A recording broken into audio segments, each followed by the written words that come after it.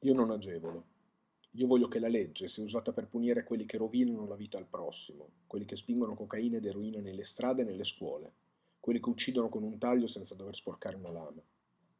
Io non agevolo, io voglio che vengano denunciati ed incarcerati tutti i proprietari di gestori di locali, PR, buttafuori che utilizzano la denominazione di club o di discoteca solo come copertura per poter smerciare pasticche ai propri clienti.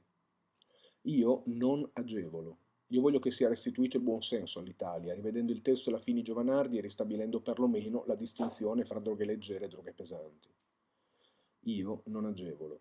Io voglio che le forze dell'ordine vengano impegnate in attività più utili e nobili e meno umilianti di andare a caccia ai ragazzini che si fanno le canne. Filippo Giunta non agevola. Lui organizza il più importante festival europeo dedicato alla cultura reggae, capace di riunire decine di migliaia di persone da tutto il mondo in nome della pace, della libertà, della condivisione e della musica. Non un finto rave tirato su per vendere qualche chilo di pasticche o di chetamina.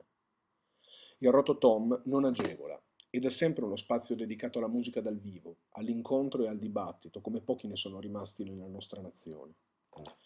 Ma se noi tutti agevoliamo, allora anche tutte le cantine, le vinerie, gli autogrill, i pub, i bar agevolano il consumo di alcol.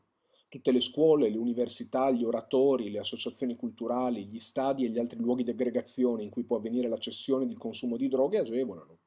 Tutti i treni, gli autobus, i traghetti, i taxi, le metropolitane, le piste ciclabili devono essere eliminati per agevolazione.